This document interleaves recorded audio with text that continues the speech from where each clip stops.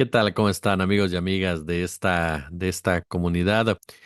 Aunque no es el tema central, ¿no?, de esta cápsula, quiero reiterar de verdad lo deleznable, lo chocante, lo grosero, lo dramático, lo clasista, lo racista, lo ignorante que es esta campaña de Viernes Negro por parte de la oposición, por parte de sus corifeos, por parte de sus comunicadores pagados, por parte de sus intelectuales, por parte de sus académicos, por parte de todo este sector que está llorando la destrucción de la democracia, sí, de su democracia, de esa democracia que todos ellos crearon al amparo del poder, de ese poder neoliberal, de ese poder corrupto, de ese poder represor, de ese poder que despojó a México de sus recursos naturales, que sumió a millones y millones en la pobreza y que fomentó de manera inmoral profundas asimetrías, de ese poder al que le debemos precisamente la tragedia de la violencia que estamos padeciendo, el atraso en materia de salud, el atraso en la inversión pública y la inversión escolar. Hablando de lo público, por supuesto. Esa democracia al amparo de ese poder es la que ahora se está destruyendo, la que ahora se está cayendo a pedazos. Y por eso es que sus principales benefactores lloran, dramatizan, mientan madres, ofenden, amenazan. Esta campaña en contra de Carla Humphrey por parte de José Antonio Crespo, ¿qué nivel de persona y de intelectual es José Antonio Crespo para llegar a ese tipo de insultos, a ese tipo de vejaciones en contra de alguien que decide simplemente aplicar la Constitución? El nivel de locura de Carlos Alarraqui escribiéndole una carta a Santa Ana, a un muerto, pero aparte ofendiendo a todo mundo a diestra y siniestra. El nivel de Pepe Cárdenas, caray. De verdad, ya después de un cierto tiempo en los medios hay que tener decoro, ¿no? Que alguien le quite el teclado al señor Pepe Cárdenas. Parece un Pedro Ferriz cualquiera, un Chumel Torres, ¿no? En toda la extensión de la palabra. Es decir, saben bien que ese México que construyeron se está yendo al hoyo. Y se está yendo al hoyo porque merece irse al hoyo. Y esa es la soberbia de estas personas. De estas personas que simplemente muestran su furia, su ardor, su coraje al descubrirse lo que verdaderamente son, personajes tramposos, irrelevantes, sin ningún tipo de ética, sin ningún tipo de credibilidad, más que para sí un sector de la población que no es poca cosa, hablamos de millones de personas, pero que ya no influyen en las mayorías y que además denotan ese coraje hacia los más pobres, ese coraje hacia esos sectores a los que ignoraron durante todo el tiempo, a los que simplemente dejaron de escuchar, a los que simplemente dejaron de palpar, a los que condenaron al ostracismo, a los que condenaron a la ignominia y que de una u otra manera desprecian, porque ese es su coraje, ese es el desprecio de estos tipos y estas tipas. Ese es el coraje, que personas que ellos creen inferiores, que ellos piensan que no tienen capacidad para decidir, que ellos creen que no valoran lo que se ha hecho, tomen una determinación que vaya en contra de esa democracia ficticia, de esa democracia de papel, de esa oligarquía, les decía en la otra cápsula, disfrazada de democracia. Y me refiero a ellos particularmente porque son los mismos que han replicado con una alegría desaforada al unísono la postura de Ken Salazar, del embajador de los Estados Unidos, que hoy por la mañana lo decíamos, recibió una respuesta por parte del presidente Andrés Manuel López Obrador que tachó de injerencista su postura en torno a la reforma judicial. Por ahí hubo escarceos también con Claudia Sheinbaum, quien le recordó que había jueces que se elegían en su país de inmediato, como les decía en la mañana, acelerados estos tipos tuiteando, diciendo, desmintiendo a Sheinbaum, desacreditándola, sin entender que el mensaje de Sheinbaum no era por la forma, sino por el concepto de hablar de destrucción de democracia, por la geopolítica, no por asuntos leguleyos o de barandilla, como de repente reaccionan algunos con tal de demostrar eh, su amor hacia los Estados Unidos y su odio, su coraje hacia lo que representa la cuarta, la cuarta transformación. Hoy el embajador, por supuesto, le dio juego. Le voy a leer lo que dice el embajador y entramos también en otro tema. El embajador de Estados Unidos en México, Ken Salazar, afirmó estar dispuesto a dialogar con el liderazgo mexicano sobre la elección de jueces por voto popular. A través de su cuenta de X, Salazar precisó que las preocupaciones que manifestó en conferencia de prensa en la que afirmó que este sistema de selección de jueces pone en riesgo la democracia y las relaciones comerciales entre México y Estados Unidos fueron en un pleno espíritu, dice, de colaboración. Textualmente dice. Las preocupaciones que expresé sobre la elección directa de jueces son en espíritu de colaboración como socios. Buscamos un diálogo honesto y abierto para seguir con el gran progreso democrático y económico que hemos alcanzado. La comunicación es crucial, especialmente cuando se trata de nuestras metas comunes en seguridad y nuestras relaciones comerciales. Tengo la mayor disposición a dialogar con el liderazgo de México sobre la elección directa de jueces e intercambiar opiniones sobre los distintos modelos, tales como la elección de retención. La publicación, por supuesto, fue realizada luego de que la canciller de México, Alicia Bárcena, consideró que las opiniones de Salazar eran una indebida injerencia a la soberanía nacional, ¿no?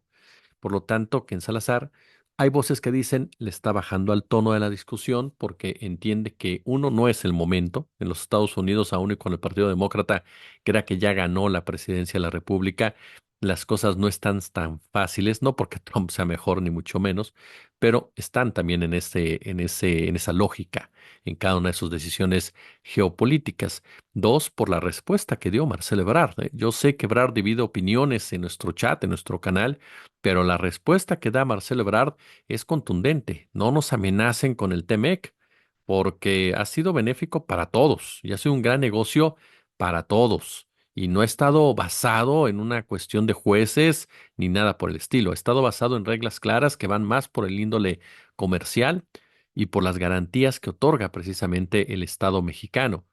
Y en ese sentido, como dice Marcelo Ebrard, no olvidemos también que Estados Unidos tiene problemas en Asia, ¿no?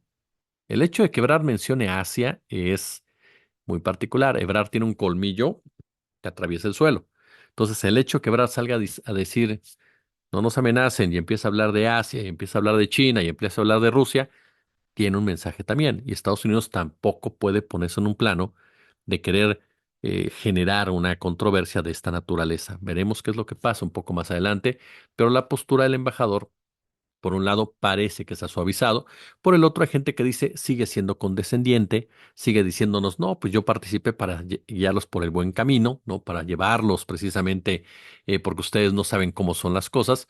A mí me parece que sí le baja el tono, buscando precisamente ese acercamiento en un momento en el que sabe perfectamente que en Salazar y sobre todo los que representa que en Salazar, que no es el momento más adecuado ni el timing más adecuado para caer en una discusión de esta naturaleza o en una sobreinterpretación de ciertos temas.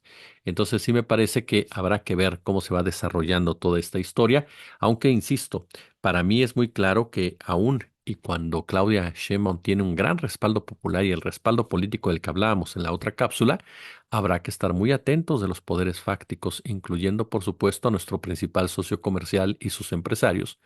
¿Por qué? Porque van a buscar, de todas formas, estoy seguro, en todos los caminos desarticular al gobierno de Sheinbaum, generar una inestabilidad, bloquear de ciertas maneras para que la gente se desencante de lo que es un gobierno de la Cuarta Transformación y piense en retomar el camino con un gobierno que seguramente buscará ser emanado del concepto libertario que se estará preparando a partir de este fin de semana en nuestro país. Por supuesto, que eso sería nuevamente desestimar a los votantes mexicanos y es a final de cuentas, es a final de cuentas también basado en la respuesta que pueda tener Claudia Sheinbaum y el manejo que pueda tener Claudia Sheinbaum de ese tipo de crisis con gente que tiene capacidad, como lo está demostrando el propio Ebrard, para tratar este tipo de asuntos. Vamos a ver qué es lo que pasa un poco más adelante en este capítulo.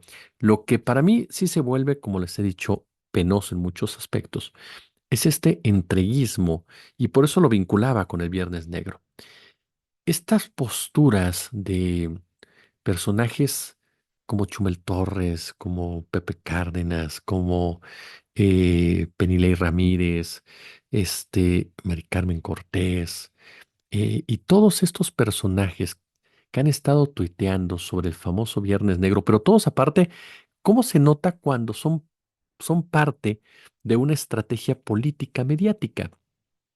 Porque todos empiezan igual, es Viernes Negro, se destruye la democracia, es decir, ni siquiera son ellos los que están tecleando, estamos hablando de personajes que están tecleando esos mensajes con palabras más, verbos menos, para hacer crecer un hashtag donde sigan pensando que México es X o que México es Twitter. Y ese es el primer error precisamente de toda esta parvada de personajes, que no entienden que México va más allá de sus mesas de café, que va más allá de las zonas donde viven, que va más allá de su círculo cercano, que va más allá de sus cuentas de X o de Instagram o de Facebook.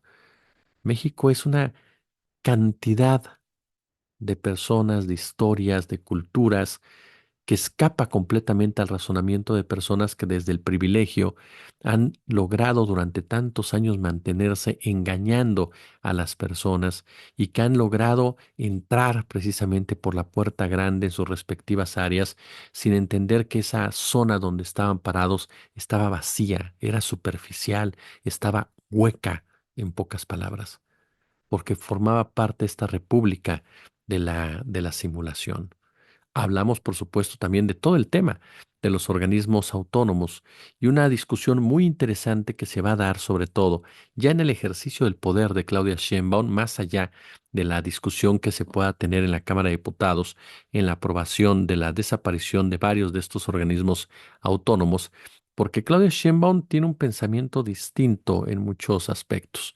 Y en ese marco, por supuesto, en ese marco, Sheinbaum seguramente tendrá una visión de lo que puede pasar con ciertos organismos autónomos si son necesarios y llevarlos a la práctica de una manera muy diferente a la que le hicieron en la República de la Simulación, en donde los crearon únicamente para aparentar una democracia y una viabilidad que no alcanzaba para el resto.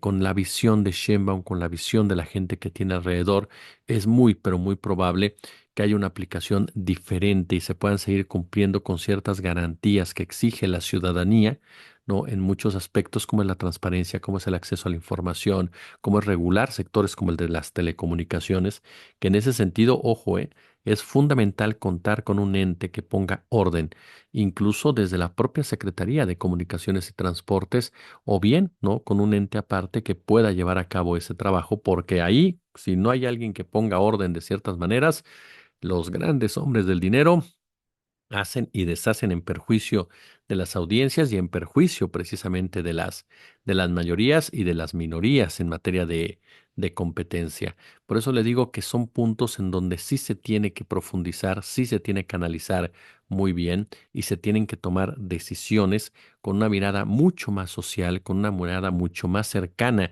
a la colectividad, con una mirada mucho más certera en el ejercicio del mismo y no como estaban planteados con un beneficio completamente elitista, con un beneficio completamente, pero completamente conservador, en donde en momentos clave se convertían en armas precisamente del poder en turno para poder llevar a cabo diversas acciones que perjudicaran cambios y acciones progresistas en los propios sectores que supuestamente buscaban regular y buscaban poner orden. No hay que desestimar, por supuesto, lo que se pueda aportar de cada uno de ellos. Aprender en muchos sentidos, perfeccionarlos, profundizarlos, eso es un hecho decisivo, pero también no dejar de lado y no olvidar las razones, los porqués y el fondo de sus propios nacimientos, que a final de cuentas no estaban emparejados en ningún sentido con un fortalecimiento real de la democracia como tal, sino como una democracia ficticia, simulada. Por eso les digo que va a ser muy importante la visión que se tenga ahora en la formación de estos entes, en el manejo de estos organismos, de estos órganos y la forma en cómo se puedan llevar a cabo sus tareas desde las diferentes aristas. Y me parece que ahí Claudia Sheinbaum puede dar un aporte importante por la misma visión científica y de izquierda que ella tiene y que ella maneja en su círculo cercano. Así que habrá que esperar, por supuesto, qué más pasa en torno a este segundo tema que manejamos. El primero, el de Ken Salazar, el segundo, este tema de lo que decidió la comisión en la Cámara de Diputados, de la desaparición de varios órganos, de varios organismos autónomos. Y ojo, estaba pensando en un punto también importantísimo, que a lo mejor profundizamos más el día de mañana, sin duda alguna, pero que tiene que ver con la manera en cómo, ya les decía, este entreguismo, y por eso quiero cerrar pensándolo en el círculo en ese sentido. Vemos esta oposición, por ejemplo, a Fernando Belauzarán publicando una fotografía diciendo celebramos la muerte del Plan B, ¿no? Y sacan una foto ahí tomando, ya sabe usted, cerveza, Belauzarán, Rojas Díaz Durán, Guadalupe Acosta Naranjo, que ahora se puso a ofender a todos los integrantes del INE, por cierto, ¿no? En fin, René Arce, ya sabe, todos aquellos que se sienten parte de la defensa de la democracia, aun y cuando han vivido a expensas del erario público y han vivido a nuestras costillas, en pocas palabras, han hecho negocios a nuestras costillas. No con nuestras costillas, a costa de nuestras costillas. ¿Por qué? Porque al llegar a un cargo público, al llegar a la política, pues aprovechan para vivir de ella en lugar de hacer algo positivo con ella. Y es ahí donde me detengo y pienso, esta gente tuvo la oportunidad de evitar todo lo que se vivió, tuvo la oportunidad de cambiar precisamente todo el tema de los plurinominales, de la repartición, cambiar las reglas y no quisieron, prefirieron irse a chelear para matar al plan B, ¿no? Y ahora lloran, se quejan, patalean, gritan y aparte de todo muestran ese profundo entreguismo hacia todo lo que significa Estados Unidos, que los maestros Jorge Ibargüengoitia, Luis Espota, José Agustín, en fin, lograron plasmar de manera excelsa ese mexicano aspiracionista, ese mexicano que habla inglés no por tener una mayor preparación, una mayor cultura, sino para sentirse superior al que no lo hace. Ese mexicano que adora el sueño americano, aun y cuando solamente haya ido a Disneylandia y no conozca más allá de lo que le dice el ratón Mickey Mouse en sus películas, ese mexicano que nos presume, ¿no? A la impartición de justicia a Estados Unidos, que nos presume a los policías de la Unión Americana, basado su concepto en la ley y el orden en el programa de la televisión, se cree completamente esa narrativa. Ese mexicano que te habla de una sociedad ejemplar en Estados Unidos y la define de ejemplar porque es racista como él, porque es clasista como él, ese mexicano que ignora a los que menos tienen, precisamente para sentirse parte de los que de los que más tienen, sin entender que los que más tienen jamás le abrirán la puerta. Esta bola de políticos, de medios de comunicación, de periodistas, de académicos, de intelectuales, de conductores, no se dan cuenta que siguen siendo simples peones de un juego mayor, simples peones de una estructura mucho más sólida en esos intereses, de una estructura a la que hay que estar muy vigilantes y muy, pero de verdad, muy atentos, porque esa estructura, esa ultraderecha, es la que definitivamente seguirá operando y es la que hay que cuidar en muchos aspectos. Yo, como siempre, les agradezco por su atención esta noche. Han sido un poco largas las intervenciones. Les agradezco muchísimo su paciencia a todos y cada uno de ustedes. Y ya lo saben, nos vemos el día de mañana con batería de contenido. Manuel Hernández Borboy a las 5, a las 6:30 narrativas, con Fede Bonazo, Ricardo Valderas. Su servidor, vamos a tener dos comentarios en el día y tendremos una entrevista, por supuesto, también por la tarde-noche para que ustedes la disfruten. Por lo pronto, como siempre, un gusto, como siempre, un placer. Y recuerden, 5 de la tarde el domingo nuestro queridísimo, por supuesto, nuestro queridísimo Sosimo Camacho y también estará con nosotros Luis Guillermo Hernández. Un abrazo, gracias, hasta la próxima.